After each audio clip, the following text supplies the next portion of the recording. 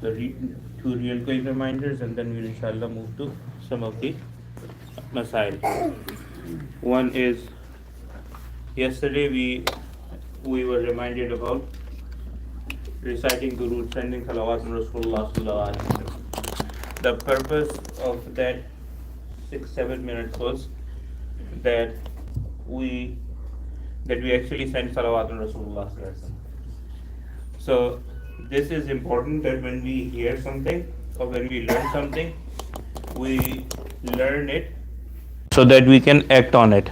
Otherwise, it becomes a burden, and one may be questioned on the day of judgment that you learned this, so what was your action upon it?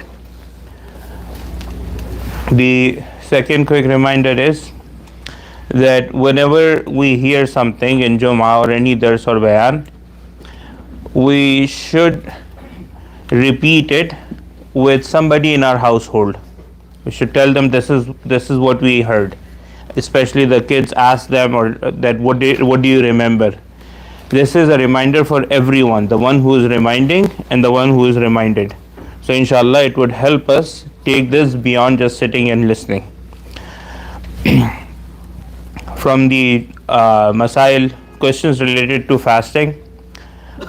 Sometimes there are medical conditions, and one may have to have injection used to put medicine.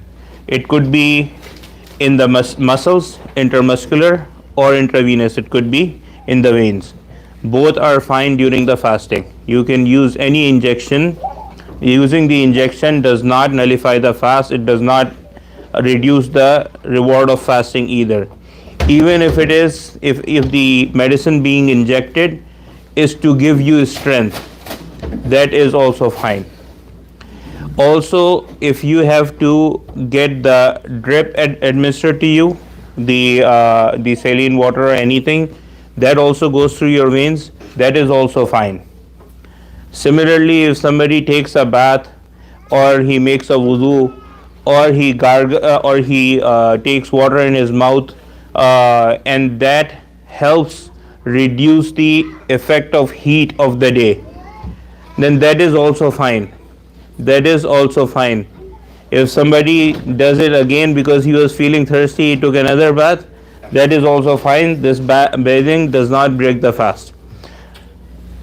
If somebody has to take the medicine by smelling it, if somebody has to take a medicine by smelling it, that is also fine. It does not nullify the fast. Also, sometimes doctors prescribe a pill that is used by the heart patients. They put it under their tongue and it dissolves and gets absorbed there. That is also okay. That does not nullify the fast. But the same pill, if somebody puts on top of his tongue and it goes through his throat, then that would break his fast. So it is about the way it is used. So if he puts it under his tongue and it gets dissolved and absorbed there, that does not nullify the fast. People who have sometimes sicknesses or ailments that are about breathing, if they use the inhaler, the puff in the mouth, or sometimes for kids they put it through their nose, both of them, they would nullify the fast. That inhaler, the puff, it would nullify the fast. If somebody is taking nasal decongestant through a spray in his nose, that is also not allowed in the fasting.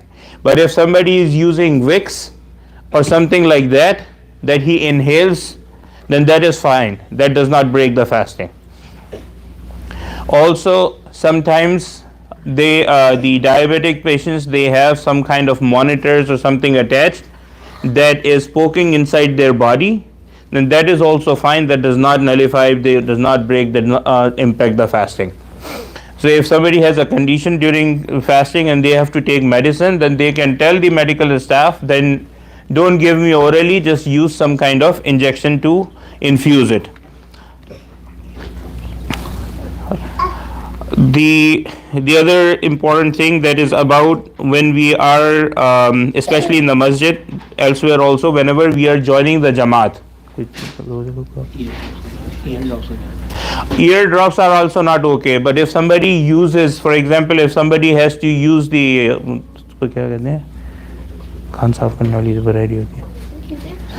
if somebody has to use a Q-tip, then that is fine. If he is cleaning up his ears with Q-tip, that is fine. But eardrops are not okay. But if somebody has to put any kind of eye drops in his eyes, then that are okay. Eye drops in your ears are not okay. Okay. If you join the salah and the imam has already started the salah, then there are a few things to pay attention to. Number one, if it is one of those salah where imam recites loudly, so when you join the salah and imam has started the recitation, you don't say the sana, you don't say subhanakallah, say Allahu Akbar, you're part of the jamaat, you keep quiet as if you had joined from the very beginning. If it is one of those salah where imam does not recite loudly, then you can recite. If you are joining the salah late, you can recite when you join them. If it is one of the salah where imam recites loudly, then you can recite it when you stand up later to complete your salah if you had missed any of the rakat. If you miss any rakat, and this is same for men and women, and this is the most applicable one. There are many ways to complete the salah in different situations, but remember this, and you can always fall back to this one. If you have missed a rakat or a few rakat behind the imam, and you have to do them after the imam, then remember these things. In the last qa'da, when imam is going to say salam, do not recite anything after at-tahiyyat and tashahhud. If you have to do more salah, if you miss some rakat, then do not recite the durood sharif and the dua. You do it only when you are ready to say salam. Okay? You do it only when you are ready to say salam. If you have to still do rakat, don't recite this. Keep quiet and keep sitting. How long? Until imam says both salams. Imam says assalamu alaikum wa rahmatullah. You can stand up after that, but hold on for imam to say the second salam also. This would not nullify your salah, it would not break it. You hold on there to make sure that imam does not have to make a sajda sahab. If the imam has to make a sajda sahab, you make the sajda sahab with imam. You do not hold the sajda sahab until the end of your salah. When imam makes the sajda sahab and then he says assalamu alaikum wa rahmatullah, assalamu alaikum wa rahmatullah, when imam says both salams, then you get up. If you got up and say imam started sajda sahab after that, you go back and join the imam in sajda sahab, and then start again. Start your remaining one after imam says both salams after the sajda sahab. How do you complete the miss rakat? How do you complete the miss rakat? There are two things that you have to do. One is the recitations. One is the recitations in the qiyam, and the second thing is the qada, the sitting down for at-tahiyyat. So the miss rakat count when you are doing, you're completing them after imam. Then for recitation, treat them as the first one from the beginning, and for at-tahiyyat, treat them at the end ones. How do you do that? Two examples. If somebody joined Maghrib and he missed two rakat behind the imam, he got only one. So he prayed only first one his imam. He sits down with the imam, waits until imam says both salam. He gets up, Allahu Akbar. Now he has to do two rakat. He is gonna do the recitation as if he is doing first two rakat. So he would do Surah Fatiha, another surah with it. Then he goes in ruku, and then he goes into sajda. After sajda, the count is completed two, so he would do the qada, because after two there is qada. Then he would get up again. Now he is doing the count of third rakat, but in the missed ones it's the second rakat. So now he would do the Surah Fatiha, another surah, and then complete the salah. And then in the last qada, he is going to recite after tahiyyat and tashahhud the durood sharif and the dua also. If somebody missed 3 rakat in a 4 rakat salah, like Zohar, Asr or Isha, then he is going to get up, he is going to do his first 2 rakat. After the first missed rakat, he would have count of 2 done, so he would sit down for at-tahiyyat. Then he's going to get up for his third rakat, which is the missed second rakat. So he's going to do the Surah Fatiha and another surah. But now after this, he's not going to sit because he has counted 3 rakats so far. Now he would get up for the fourth one. He would do Surah Fatiha only. This is his third missed rakat. In third rakat of any salah, you are not doing other after surah, any recitation after Surah Fatiha. And then he will sit down because his 4 are done. So he's going to sit down, do the qada akhira with durood sharif and dua, and say salam. If he makes a mistake while completing his salah, then he would do a sajda sahab. If this guy makes a mistake while completing the remaining salah, then he is going to do the sajda sahab. And what time is his completing salah?